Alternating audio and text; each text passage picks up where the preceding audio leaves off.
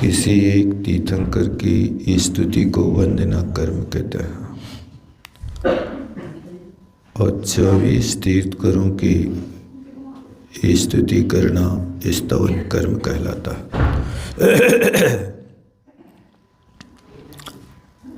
जब स्तवन कर्म किया जाता है, वद्धांजलि करके सौम्य मुद्रा नासाग्र दृष्टि करके एक एक तीर्थंकर के गुणों का स्मरण किया जाता है। उसका नाम संस्तवन कर्म होता है। श्रावक लोग जो संस्तवन नहीं करते हैं तो वे 24 पूजा कर लेते हैं। 24 पूजा की जयमाल संस्तवन के रूप में आ जाती है और आप मूल नायक की पूजा कर लेते हैं तो ये वंदना कर्म की कोटि में आ जाता है। षड आवश्यकों में पहला आवश्यक समता है। समता का अर्थ होता है समदा सर्वभूतेषु, सब प्राणियों के प्रति साम्य भाव और संयम की हमेशा भावना बनी रहे। संयम के प्रति उत्साह हो।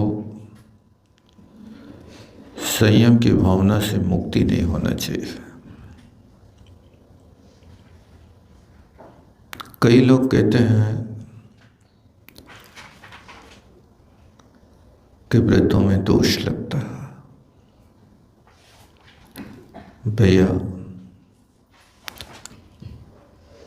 पंचम काल में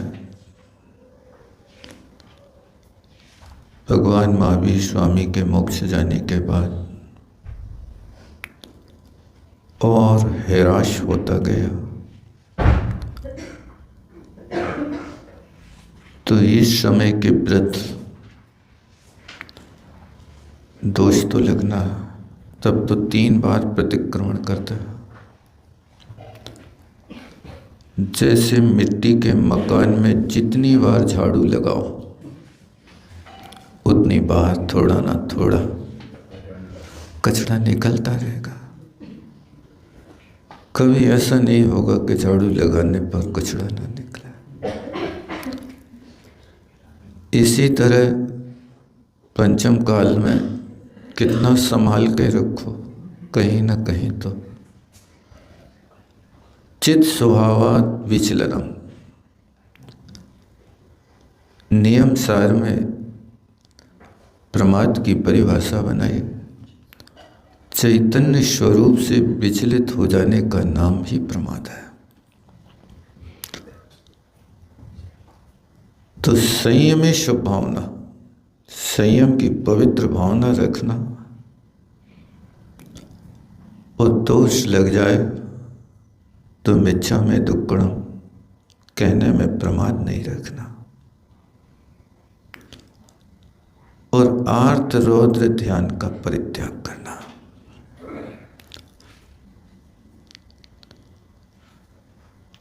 क्योंकि आर्त ध्यान कहाँ प्रवेश हो जाता है अपन समझ नहीं पाते। आपने भोजन किया, प्रत्याख्यान कर दिया, दांत में एक धनिया का छिलका चिपक गया। अब वो जब तक स्थान से च्युत नहीं होता तब तक जीव वहीं रखे रहते हैं। क्या कर रहे? कौन सा ध्यान कर रहे? आर्त ध्यान है। वैसा है, अनिष्ट संयोग नाम का आर्त ध्यान है। आपको इष्ट नहीं है कि वो धनिया का छिलका वहां चिपका रहा है। उपाय करते हैं,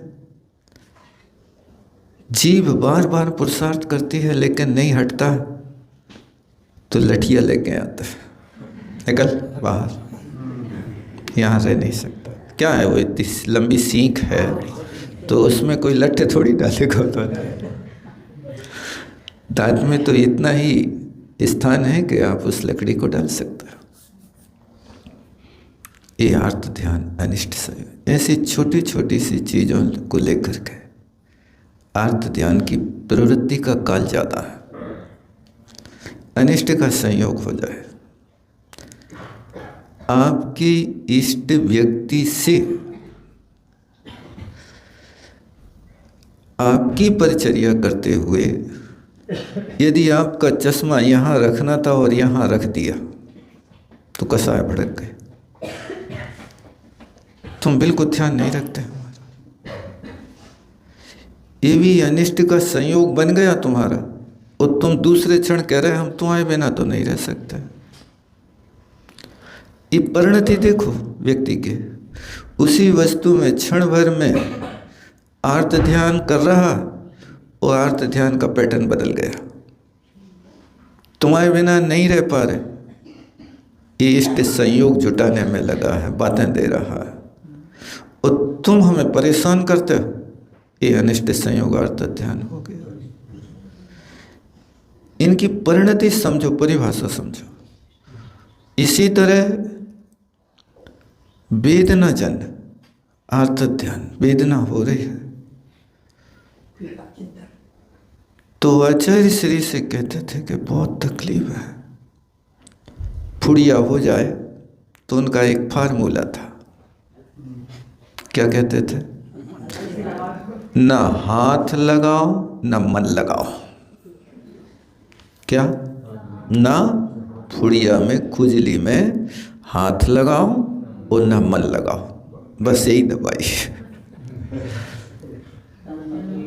अब देखो, ये वेदना जन्य आर्त ध्यान से बचने का तरीका है। क्या लगाए, हाथ लगाओगे तो दवाई लगाना पड़ेगी, नहीं हाथ लगाने ही नहीं, कोई दवाई नहीं लगाओ।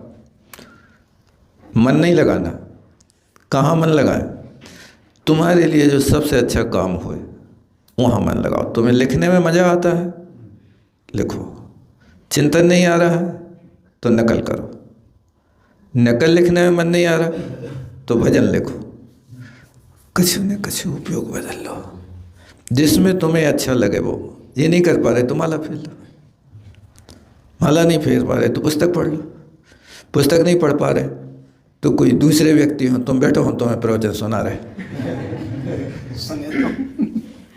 कोई भी न हो तो तुम गैया के पास चले जाओ, हाथ फेरो, बेटा हे गौ माता तुम भी संगीत मंचिंद्री जीव हो। कई गौ माताओं ने व्रत लेकर के, सिंह जैसे जीव ने व्रत लेकर के सम्यक दर्शन प्राप्त किया है, इतिहास तो है। कोई न मिले श्रोता तो गैया हो सुनाओ, भैंसिया से परहेज करना, वो नहीं सुनेगी।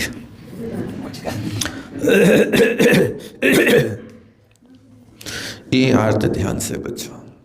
और रौद्र ध्यान की प्रवृत्ति है। गर्मी लग रही थी, आधा घंटा नल के नीचे बैठ के आ गए, आनंद आ गया, आनंद आ गया। हिंसा नंदी रौद्र ध्यान में डूब गए। ये हिंसा है, किसी को छका दिया, आनंद आ गया। 1 अप्रैल आने वाला है, आनंद आ गया। छोटे छोटे बच्चे से लेते हैं। एक बार टीकमगढ़ में थे हम लोग, 1 अप्रैल था, भोजन करने जा रहे थे। सो एक छोटी सी बच्ची मंदिर से निकली, सो गेट पे खड़ी होकर के कहते, अरे भैया तुम्हारे पीछे तो छिपकली चढ़ी। सो दुपट्टा हिलाया कछु ने, सो तालियां बजाती, हमने तो बुद्धू बनाया। पता चला 1 अप्रैल है आज, फुल डे। अच्छा, मैंने कहा देखो इस छोटी सी बच्ची ने कहाँ निशाना लगाया, और वो आनंद मनाने लगे। ये मृषानंदी रौद्र ध्यान कर लिया आपने। इसी तरह किसी व्यक्ति को अपनी बातें देकर के ठग लिया तो ये चोरी में आनंद मना लिया, ये भी आर्त ध्यान है। और जितनी चीज़ें संग्रह करके रख रहे वो परिग्रह नंदी रौद्र ध्यान है, ये काम में आएगा। अरे उस वस्तु के लिए तुम काम में आएगा सोच रहे हो, तुम्हारा जीवन तुम्हारे काम में आएगा कि नहीं आएगा, ये तो सोचो। जीवन तुम्हारा साथ देगा कि नहीं देगा? जीवन साथी तुम्हारा कब तुम्हारा साथ छोड़ दे, इसको ठिकाना नहीं। इसलिए आर्त रौद्र परित्यागी तद्धि सामायिक का मतलब, इसी का नाम सामायिक, और कोई दूसरी वस्तु नहीं है। काल से बन जाते कि 50 मिनट बैठने हैं, चाहे कछु दशा हुए। उस 50 मिनट के काल को तो बांध लिया, मन को बांधा कि नहीं बांधा? समता सब बोधे से हुआ कि नहीं हुआ? सब प्राणियों में समता भाव हो गया, इसी का नाम सामायिक। संयम की बढ़वती भावना, वर्तमान चारित्र की भावना हो गई, बढ़ाओ जितना हो सके, वो होता है सामायिक। और प्रतिपल आर्तरौद्र ध्यान का परिचय रखो। कोई काला कोट पहने आ जाए तो क्या कहते हैं? वकील है। और कोई सफ़ेद ड्रेस पहन के आ जाए तो डॉक्टर है। ये जैसे आप एनी टाइम आपकी स्मृति में रहती कि ये वकील है, ये डॉक्टर है। कोई भी मन में विचार पैदा हो गए, ये कौन सा ध्यान है? आर्त ध्यान है कि रौद्र ध्यान है कि धर्म ध्यान है? इस पर विचार करते रहना। तो ये संस्तवन कर्म जो किया जाता है, बद्धांजलि करके, रीढ़ को बिल्कुल सीधी करके, आचार्य कुंद स्वामी ने मूलाचार में कहा है कि खड़गासन से करना चाहिए संस्तवन कर्म। और यदि खड़गासन से आप नहीं हो पा रहे, शरीर से खड़े नहीं हो पा रहे, तो मन से खड़े हो जाओ। मन से खड़े हो जाना यानी उनने ये बनाया कि 2 तरीके से, शरीर को भी खड़ा करो, मन को भी खड़ा करो। यदि शरीर खड़ा नहीं हो रहा, उत्थित शरीर भी खड़ा हो और मन भी खड़ा हो, तो उसको कहते उत्थित। और शरीर बैठा हो और मन खड़ा हो गए तो उसको कहते हैं कि शरीर तो अवतिष्ठ है और मन खड़ा है। इस तरह से मन को हमेशा खड़ा करके संस्तवन करना चाहिए। अब आगे अपन संस्तवन की विधि देखते हैं। थोशामी हम जिणवरे तिथैरे केवली अनंत जिणे नर पवर लोय मह्ये बेहुए रय मले महापंडे।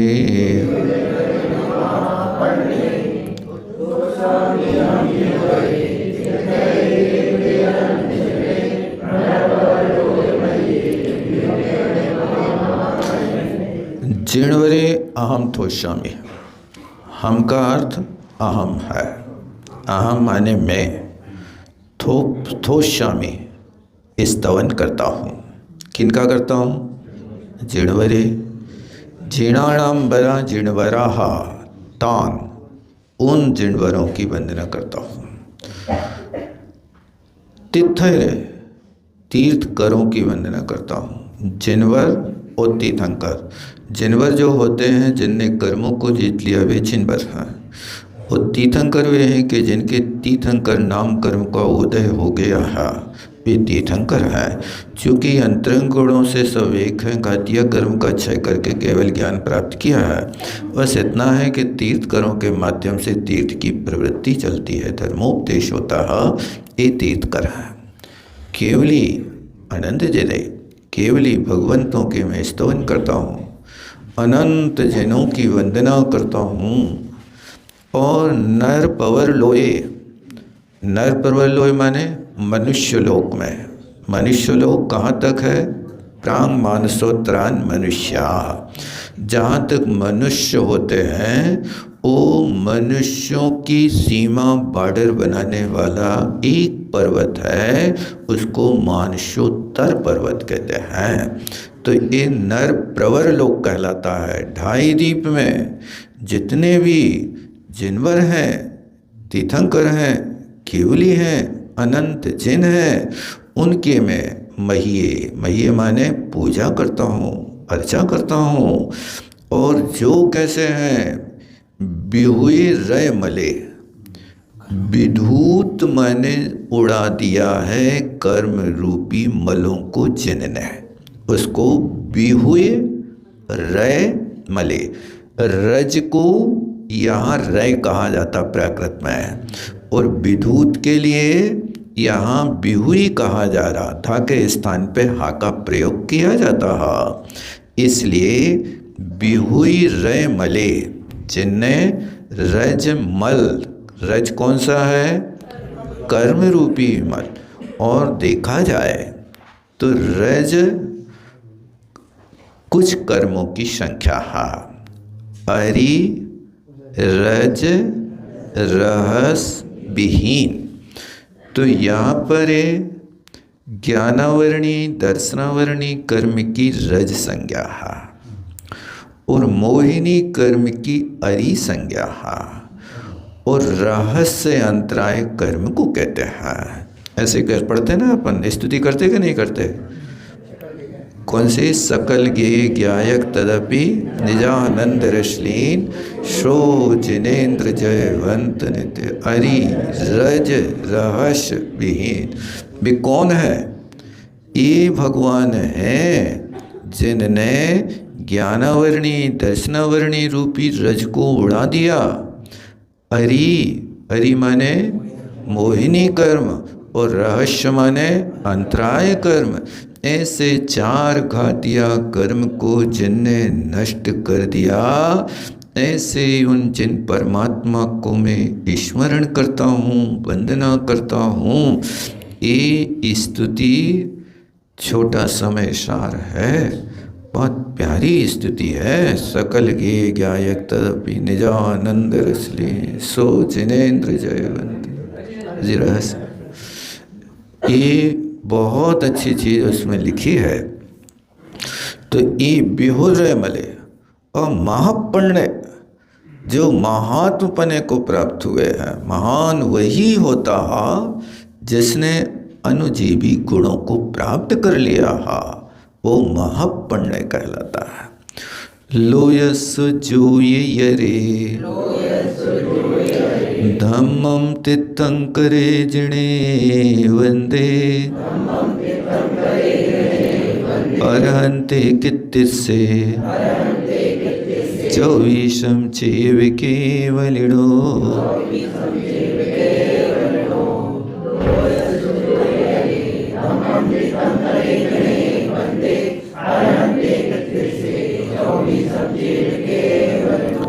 अब 24 केवली भगवान को मैं नमस्कार करता हूँ। वे कैसे हैं? लोयस उज्जोय करे, संधि विच्छेद करना उसमें से। लोयस षष्ठी विभक्ति अलग निकाल लेना। और उद्योत करे, उद्योतम करोति इति करहा, तान उज्जोय करे यरे हो जाता है यहाँ। धम्मम धर्म का लोक में उद्योत करने वाले हैं।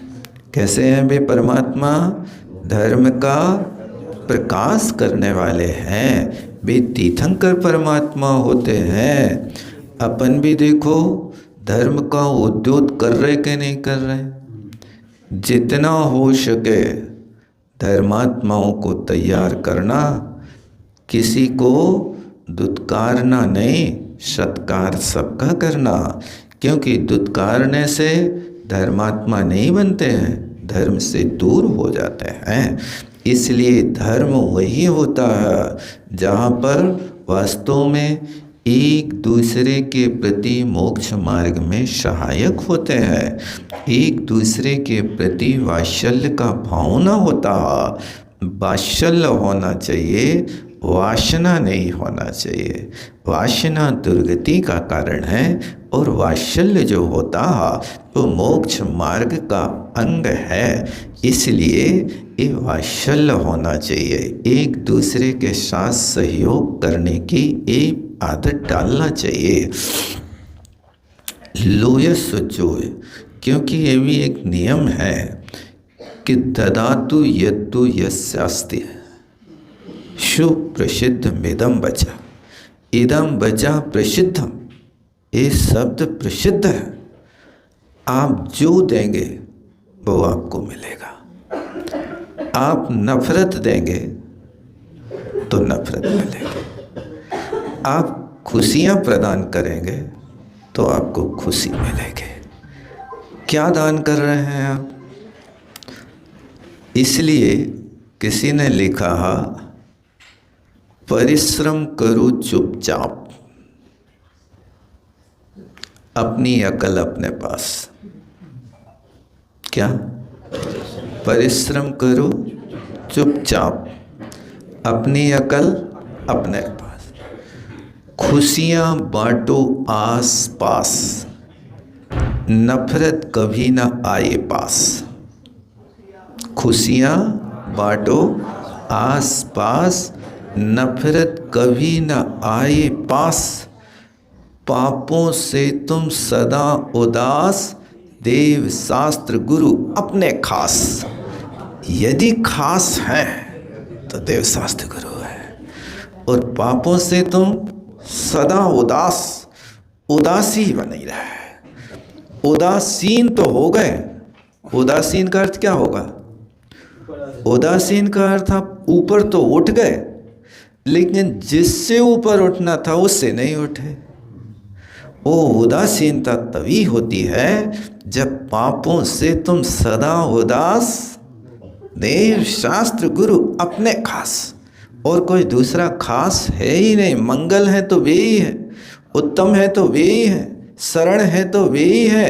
अन्यथा शरणम नास्ति, तुम एव शरणम मम, बस मेरे तो वो ही शरण है। इसलिए परिश्रम करो, ढिंढोरा ने पीटो। हम कहाँ तक करें, तुम आओ। नहीं, वो फाइल आपकी बनती जा रही है। आप जितना कर रहे हो उतना आपको मिलेगा। एक सामान्य व्यक्ति का सहयोग करते हैं तो वो मजूरी देता है। परमात्मा के यहाँ जब गुलामी करेंगे तो परमात्मा नहीं देगा कुछ, ऐसा लगता है? करने की कोशिश तो करो।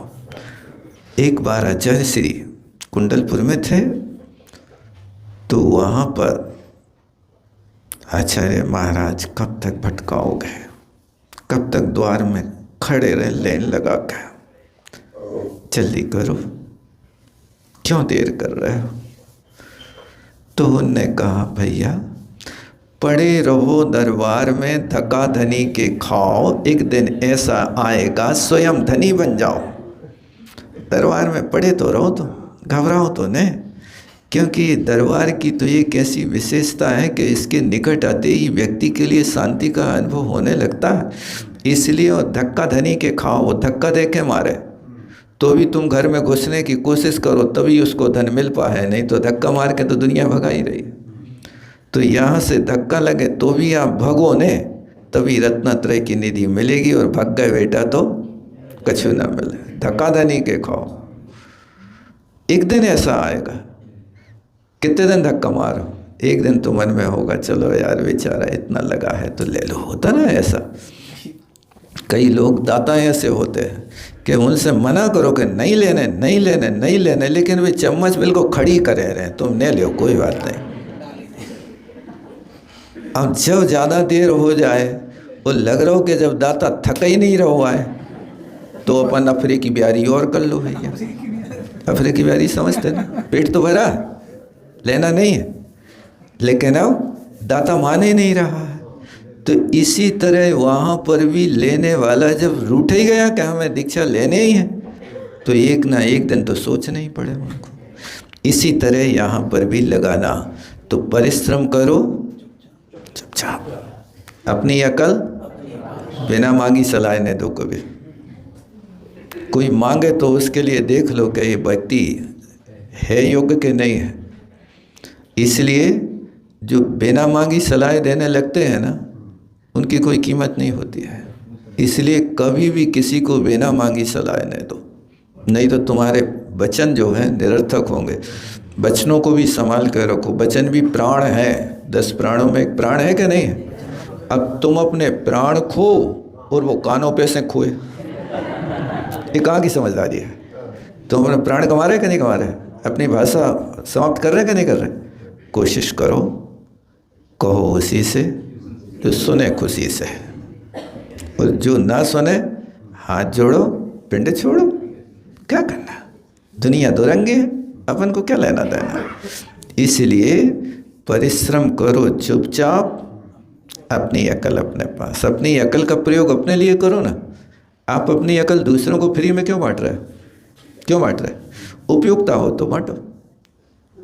उपयोगिता उन मुनि महाराज को लगी कि दो मुनि महाराज जंगल में शेर को उपदेश देवे चले गए। एक श्रोता, दो वक्ता, सुनने वाला एक, बोलने वाले दो, और फिर भी उन्होंने उपदेश दिया और उसके गले उतर गए। ऐसा उपदेश हो कि जो भूखा शेर हिरण को पकड़े, एक ग्रास मुख में, हिरण पूरी हाथ में, और उपदेश चालू है। महाराज ने नहीं कहा कि तू कुल्ला करके आ, झूठे मुंह कैसे उपदेश दे, कहा था क्या? नहीं, उपदेश दे दिया, सुन लिया। अब सुन करके सम्यक दृष्टि बन गया। आंसू पहले बहा ले, बाद में मुंह का ग्रास बाहर निकाला। महाराज लिखते हैं, गुणभद्र महाराज, कि शेर के भी आंसू नहीं थे, शेर का मिथ्या तो गल गल करके आंखों से निकल रहा था। वो सम्यक दृष्टि बन गया। तो ऐसे श्रोता होवे, निकट भव्य होवे, तो रिद्धिधारी मुनि महाराज भी पहुंच जाते। और ऐसे श्रोता होवे कैसे कि सोता, सोता और सरोता, तीन प्रकार के श्रोता होते हैं।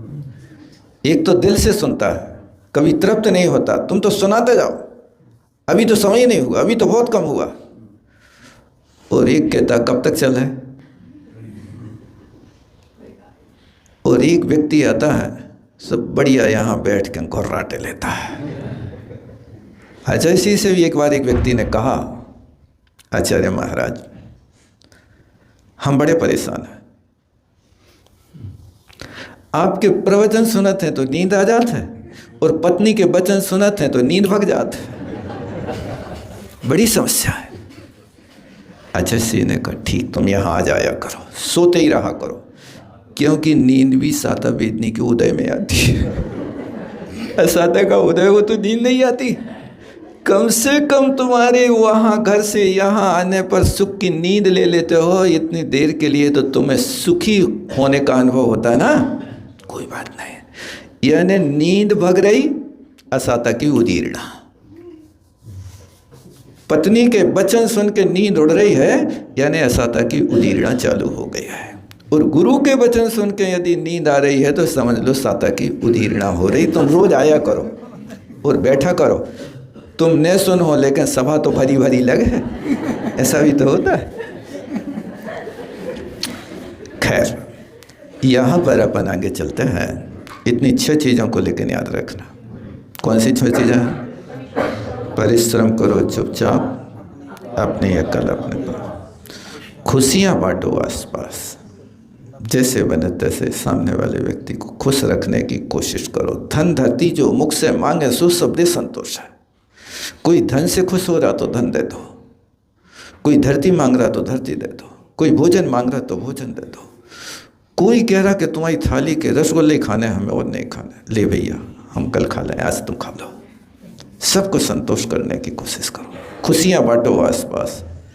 और लाख कारण मिले तो भी नफरत ना आ पाए कोई से, नफरत को दूर करने की कोशिश करो। नफरत कभी ना आए पास, और पापों से तुम सदा उदासीनता रहे। और देव शास्त्र गुरु जहाँ मिले तो समझो जैसे अपने लिए अमृत पान मिल रहा, उसको पाने की ऐसी उत्साह रखना। ये 6 बातें हैं। अब अपन आगे चलता है। अरहंत कितने से? अरहंत परमात्मा का कीर्तन करता हूँ। और 24 केवलणों कितने से? 24 तीर्थकर भगवानों का मैं कीर्तन करता हूँ। उषय मजियम च वंदे संभवम अभिनंदनम च सुमयं च पहुमपहम सुवासम जिडम च चंदपहम वंदे।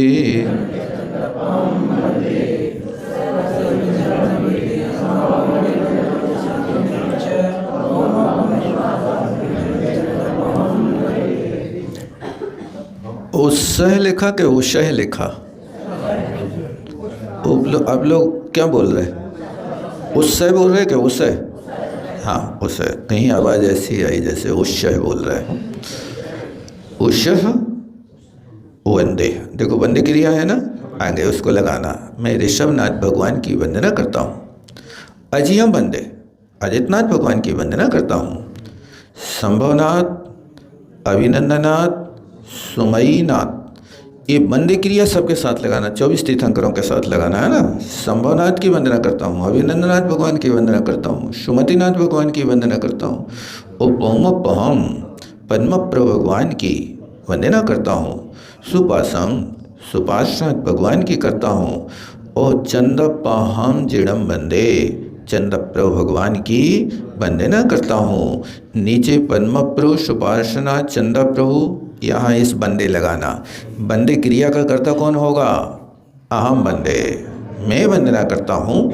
यहाँ कर्ता का प्रयोग नहीं है, लेकिन उत्तम पुरुष की क्रिया से ही अपन को कर्ता की संयोजना कर लेना चाहिए। संस्कृत की एक विशेषता है कि यहाँ क्रिया के माध्यम से कर्ता का ज्ञान हो जाता है।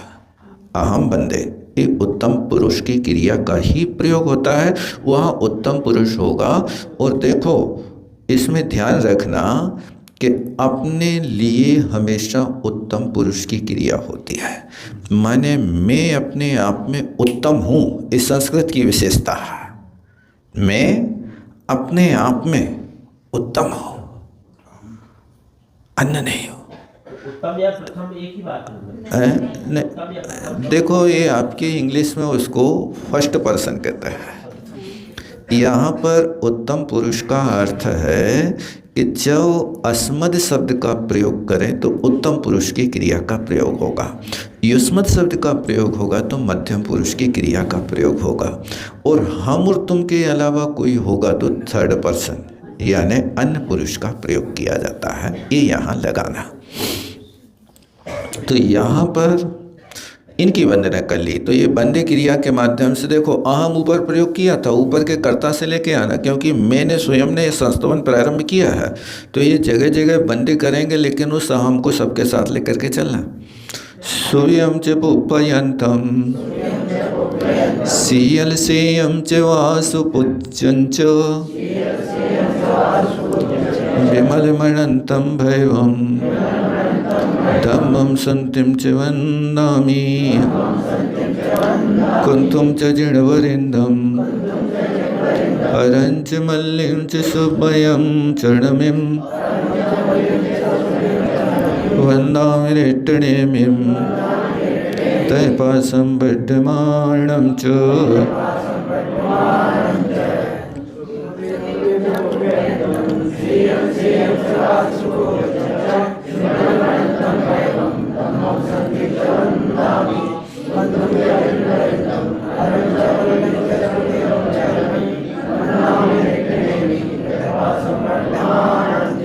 सूर्यम पुष्पयंथम, ये पुष्पदंत भगवान के दोनों नाम प्रयोग किए हैं, सुविधिनाथ और पुष्पदंत। ये बंदामी क्रिया को उनके साथ लगाना। अब पद पूर्ति के लिए भी रख लेते कभी कभी। सीयल शीतलनाथ भगवान की वंदना करता हूँ। सेयम च वंदामि, श्रेयांसनाथ भगवान की वंदना करता हूँ। वासुपूजन च, वासुपूज भगवान की वंदना करता हूँ। विमलनाथ भगवान की वंदना करता हूँ। अनंतम, अनंतनाथ भगवान की वंदना। भैवम शब्द भी सबके साथ लगाना। पुष्पयंतम भैवम, सीयल भैवम, सेयम भैवम, वासुपूज्य भैवम, विमलम भैवम, अनंतम भैवम। धम्मम च वंदामि, धर्मनाथ भगवान की वंदना करता हूँ। संतिम च, शांतिनाथ भगवान की वंदना करता हूँ। कुंथुम च, कुंथुनाथ भगवान की। और कुंथुम जीर्णवरिंदम, कुंथुनाथ जिनेन्द्र की वंदना करता हूँ। अरम, अरहनाथ भगवान की। अरह नहीं है, अरनाथ भगवान है। अर के आगे संस्कृत में विसर्ग होता है, इसलिए विसर्ग का उच्चारण कंठस्थानी माना जाता है। तो जहाँ से हा का उच्चारण होता है वहाँ से विसर्ग का भी उच्चारण हो जाता है। अकुह विसर्जनीयानाम कंठा। अवर्ण, कवर्ग, हकार और विसर्ग इतने वर्णों का उच्चारण कंठ स्थान से होता है, इसलिए उसको विसर्ग को हा जैसा उच्चारण करते हैं। लेकिन अरहनाथ भगवान है, हा नहीं है, वहाँ अरनाथ।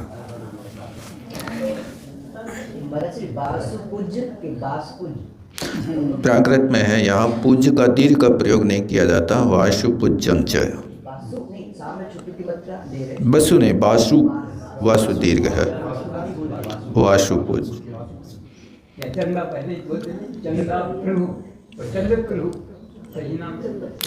चंद्रप्रभु नाम है, चंद्रप्रभु यानी चंद्रमा की तरह कांति वाले, चंद्रमा की कांति, सफ़ेद कलर है ना उनका। फिर इसके बाद मल्ली कुंथुनाथ हो गए, और मल्लीनाथ भगवान की मैं वंदना करता हूँ। शुभ्रतनाथ, नमीनाथ वंदामी, इनकी वंदना करता हूँ। अरिष्टनेमी भगवान की मैं वंदना करता हूँ। तह पासम वर्तमानम च, उसी प्रकार पार्श्वनाथ भगवान की वंदना करता हूँ और वर्तमान भगवान की वंदना करता हूँ। एवं मय्य वित्तुआ बिहुरे मला पहीर जर मरड़ा चौवीशं पिजिणवरा तिथैरा मे पश्यन्तु।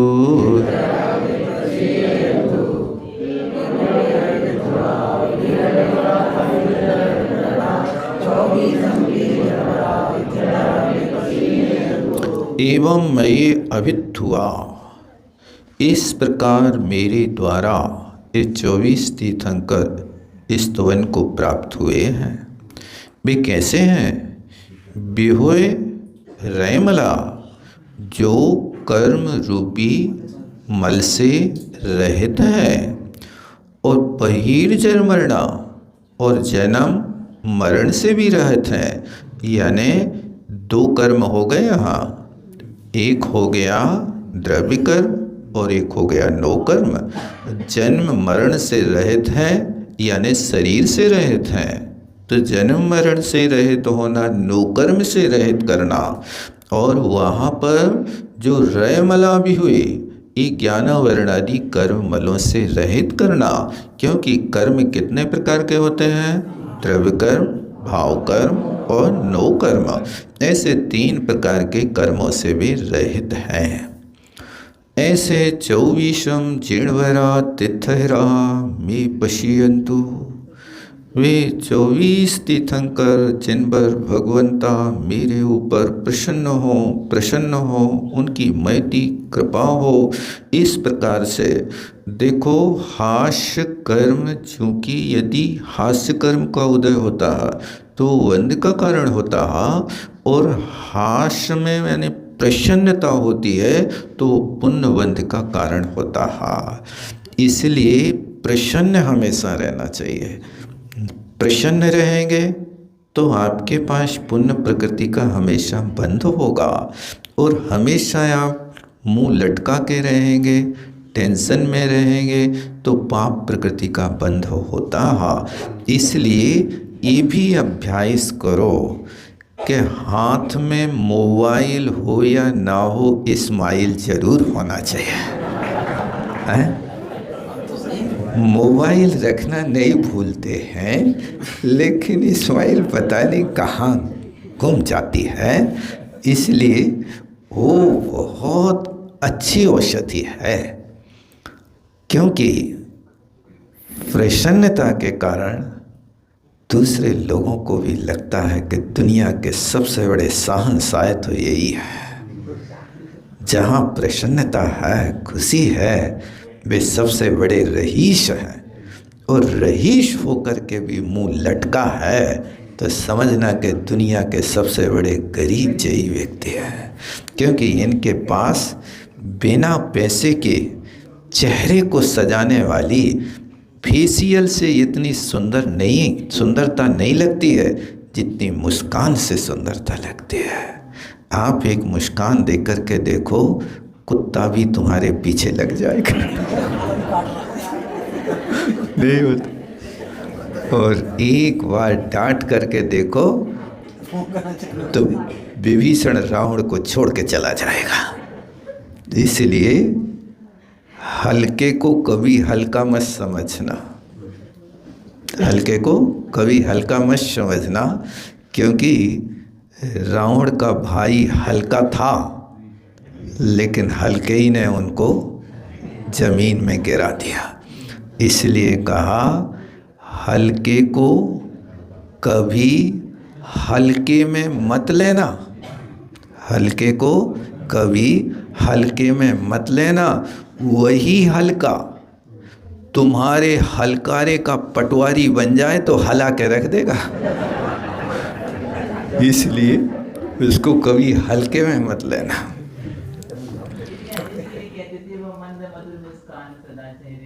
यही तो है, इसलिए तो दुनिया मक्खियों की तरह झूमती थी उनके पास, नहीं झूमते थे। बस दर्शन दे दो कुछ।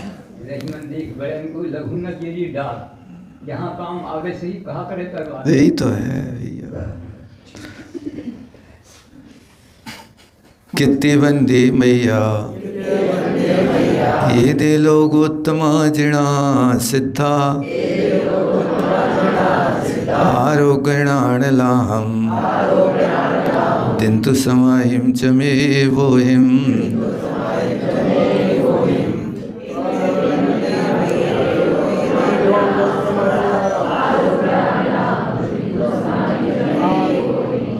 यदि लोग उत्तमा जिणा सिद्धा, ये लोक में उत्तम जिनेंद्र भगवान, सिद्ध भगवान, इनकी मैंने कीर्तन किया, कित्ती है कीर्तन किया, वंदी इनकी वंदना की, मैया इनकी पूजा करी।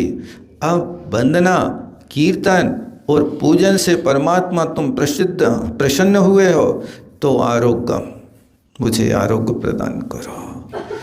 ऋणाणलाहम, ज्ञान का लाभ प्रदान करो। और क्या समाहिम च मोहिम दिंतु, हे परमात्मा मुझे बोधि और समाधि को प्रदान करो। और मैं कुछ नहीं चाहता, देखो मैं तुमसे और कुछ नहीं चाहूँ, जन्म जन्म तेरे दर्शन पाऊँ। मैं आपसे और कोई अपेक्षा नहीं रखता। माने जन्म जन्म तुम्हारे दर्शन कर रहे हैं तो संगी पंचेंद्री तो बनते ही रहे हैं। एक इंद्रिय आदि पर्यायों से तो बचने का उसने वरदान मांग लिया। कछु नहीं चाहूँ, क्या चाहते हो? जन्म जन्म तेरे दर्शन पाऊँ। और जन्म जन्म में दर्शन मिलेंगे तो तुम्हारी सीट के बाजू में बैठे तभी तुम मिले। तुम सिद्ध बन गए तो हम भी सिद्ध बन जाए, तो हमेशा दर्शन करते रहेंगे। ये होती है उनकी मांग। इसलिए मुझे कुछ नहीं चाहिए, देना है तो आरोग्य देना और आरोग्य ज्ञान देना। आरोग्य ज्ञान माने जिस ज्ञान में काम, क्रोध, ईर्षा, आश्चर्य आदि ना घुसे होवे, ऐसा आरोग्य ज्ञान मुझे दे देना। और बोधि दे देना, रत्नत्रय दे देना और समाधि दे देना। समाधि का अर्थ क्या है? समता की बुद्धि मुझे प्रदान कर देना, और कुछ नहीं कर चाहता हूँ। इसलिए ज्ञानी जन कहते हैं समधि समधन राखियो सदा अपने पास, नहीं तो जग में होएगा तुम्हारा बहुस्तास। हे समधि, समधि माने हे बुद्धिमान पुरुष, समधन, समता रूपी धन को अपने पास रखना। यदि ये समता रूपी धन तुम्हारा खो गया तो दुनिया हंसी उड़ाएगी। समझ में आया कि नहीं? याद रखना, समधि समधन राखियो, ये यदि अपने पास रखोगे तो तुम्हारे पास बहुत आनंद होगा। अन्यथा दुनिया हंसी उड़ाई थी, वे ऐसे क्रूर थे। इसी बात को कहा ना, दुर्जन क्रूर कुमार्ग रतों पर क्षोभ नहीं, मुझे क्षोभ नहीं आएगा तो समता रूपी धन तुम्हारे पास बना रहेगा। दुर्जन से, क्रूर से और कुमार्ग रतों पर, कोई खोटे मार्ग पे चल रहा तो भी मेरे अंदर विक्षोभ पैदा ना हो, बस यही भावना है। पढ़ते का नहीं पढ़ते मेरी भावना, अच्छे से पढ़ा करो। चंदी हिमड़िमलिया आयच्चे अय्यपया संता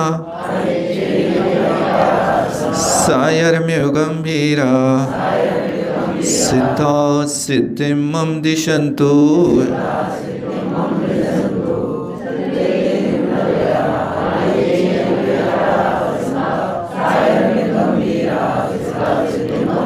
अब कहते हैं वे परमात्मा कैसे हैं? चंदे ही माने चंद्रमा से भी निर्मल तर हैं। चंदे ही निर्मल यरा, यरा माने तरा, अतिसायने तरप तपमऊ। किसी की विशेषता बताना हो तो तरप प्रत्यय जोड़ा जाता है, इसलिए चंद्रमा से भी निर्मल तर हैं। और आयच्चे ही, आदित्य माने सूर्य से भी जो अधिक प्रकाशवान है, कोटि शशि भानुदुति तेज छिप जाता है, यही कहा आयच्चे ही। आदित्य माने सूर्य से भी अधिक प्रकाशवान है। और सायर में गंभीरा, जो समुद्र की तरह गंभीर माने गहरे हैं। सिद्धा मम सिद्धिम दिशन्तु, वे सिद्ध परमात्मा हमारे लिए सिद्धि प्रदान करें। कुछ छूट गया इसमें। सिद्धा सिद्धिम मम दिशन्तु, यहाँ से कुछ सिद्ध भक्ति और जुड़ती है इसके आगे, है ना?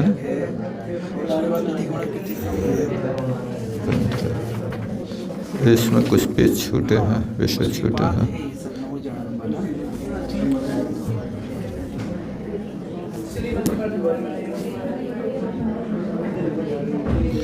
यहाँ पर सिद्ध भक्ति के कुछ शब्द छूट गए हैं। सम्मत्रणानि दंसन वीर्येषु ममतहे व्यगहिणम् अग्रुलो मब्बाहम् अट्टगुणा होन्ति सिद्धाणम् तव सिद्धेण सिद्धे संयम सिद्धि चरित सिद्धेय ऋणाणमिदंसणमीय सिद्धे सर्षाणमं सामी।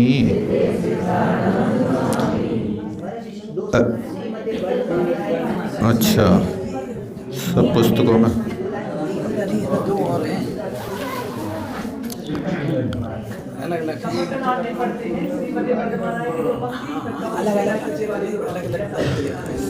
उस सिद्ध भक्ति, क्योंकि उनने लास्ट में कहा ना सिद्धा सिद्धिम मम दिशन्तु, इसके साथ में नए संसिद्ध परमात्मा के गुणों को और जोड़ लिया। हाँ, तो यहाँ पर बीच में श्रीमते वर्धमानाय माने सिद्ध भगवान के बाद फिर से अंतिम संस्तवन के रूप में उपसंहार करते हैं।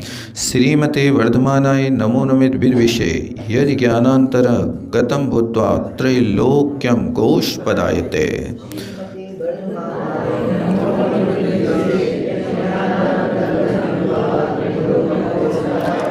तो कहते हैं श्रीमते, श्रीमान वर्धमान स्वामी के लिए नमस्कार हो, जो वेद विषय नमित, वेद विषय माने जो उनके द्वेषी हैं, द्वेष रखने वाले हैं, जिन महावीर भगवान को उनके दुश्मन भी नमस्कार करते हैं, ऐसे नमित वेद विषय वर्धमानाय नमः, जिनके लिए नमस्कार किया जाता है उनके लिए चतुर्थी विभक्ति का प्रयोग करते हैं। श्रीमते, ये भी चतुर्थी है, सप्तमी नहीं लगा लेना। श्रीमते शब्द के रूप जो चलते हैं श्रीमान, श्रीमंतो, श्रीमंता, ऐसे रूप चलते हैं, इसलिए चतुर्थी में श्रीमते बनाया है। उनके लिए नमस्कार। यज्ञ ज्ञानांतर्गतम, जैन वर्धमान भगवान के ज्ञान के भीतर त्रैलोक्यम, तीनों लोकों के पदार्थ गोश पदायते, जैसे गाय का खुर होता है ना, वो गाय का खुर गीली मिट्टी पे पड़ जाता है तो उसमें जितना गड्ढा हो जाए और उस गड्ढे में जितना पानी भर जाए, उस गोश पद के पानी की तरह इनकी ज्ञान के भीतर तीनों लोगों के पदार्थ ऐसे ही झलक रहे हैं। यानी ज्ञान बड़ा है कि ज्ञेय बड़े हैं? ज्ञान बड़ा, ज्ञान अनंत अविभाग प्रतिच्छेदों को लेकर के होने वाला है। इसलिए ये कहा यज्ञ ज्ञानांतर्गतम गोष्पदायते त्रैलोक्यम, माने तीनों लोक गोष्पद की तरह दृष्टिगोचर होता है। जो तब से मतलब ये है कि कोई ये न समझे कि ज्ञान छोटा पड़ गया, ज्ञेय ज़्यादा हो गया है। गोष्पद माने अपने आप में गाय जहाँ पैर रखती है वहाँ गड्ढा सा बन जाता है। यदि गीली मिट्टी होती, सूखी मिट्टी होती है, रेत वगैरह, तो वहाँ भी बन जाता है, जैसे गाड़ी की चकोट बन जाते हैं ना। तो बन जाता है, लेकिन तीनों के ऊपर नाथ के ऊपर मतलब उनका ज्ञान जैसा उनको खुरपा में व्यक्त कर रहे हैं ना वो। खुरपा नहीं, गोष्पद का अर्थ ये बात बता रहे कि ज्ञान अधिक है, ज्ञेय थोड़े हैं। तीनों लोकों के पदार्थ उनके ज्ञान में गोष्पद की तरह समाये हैं, ये कहना है। तव से सिद्ध है, नय से सिद्ध है, संयम से सिद्ध है, चारित्र से सिद्ध है, ज्ञान में, दर्शन में, आदि आदि ऐसे सभी सिद्ध भगवान को मैं सिर झुकाकर नमस्कार करता हूँ। इच्छामि भन्ते सिद्ध भक्ते कौशको को तृषालोचे समृणान समदर्शन समिचय जुताणम अट्ठविकम विपिप्य मुक्काणम अट्ठगुण संपन्नाणम उड्डलोये मध्यमी पैठ्याणम तव सिद्धाणम नय सिद्धाणम संयम सिद्धाणम चरिश सिद्धाणम अतीतानागत वर्तमान कालतय सिद्धाणम सविसिद्धाणम नित्यकालम अंचमी पूजेमी बंदामी डोंसामी दुक्खको कमको भोयलाओ सुगई गमनम समाय मरणम जिनगुण संपत्ति हो मच्छम। अब कहते हैं कि इच्छामी भन्ते, भन्ते माने हे भगवान मैं इच्छा करता हूँ, सिद्ध भक्ति का मैंने कायोत्सर्ग कर लिया है। उस कायोत्सर्ग में यदि दोष लग गए, कायोत्सर्ग के 32 दोष होते हैं, इसलिए उन दोषों में यदि कोई दोष आ गया हो तो उसकी आलोचना करता हूँ। फिर सम्यक ज्ञान, सम्यक दर्शन, सम्यक चारित्र से युक्त हैं। सिद्ध परमात्मा 8 प्रकार के कर्म से विप्र मुक्त है। 8 भी माने 8 प्रकार के कर्म से विप्र मुक्त माने रहित है। 8 गुण संपन्नाणम, 8 गुणों से संपन्न है। ऊर्ध्वलोये मध्यमी पैठ्याणम, ऊर्ध्वलोक के मस्तक पर प्रतिष्ठित हैं। तब से सिद्ध, नय से सिद्ध, संयम से सिद्ध, चरित्र से सिद्ध, अतीत, अनागत और वर्तमान 3 काल हैं। तीनों कालों में होने वाले सिद्धों को, सब सिद्धों को मैं वंदन नित्य काल अर्चा करता हूँ, पूजा करता हूँ, वंदना करता हूँ, नमस्कार करता हूँ। हे भगवान, दुखक हो, दुखों का क्षय हो, कमक हो, कर्मों का क्षय हो, बोधि का लाभ हो, सुगति का गमन हो, समाधि का मरण हो और अंत में आपके गुणों की संपत्ति भी मुझे हो। बस इतने रखता। जावाणी के ज्ञान निशय शुचलोक सवर्णी मस्तक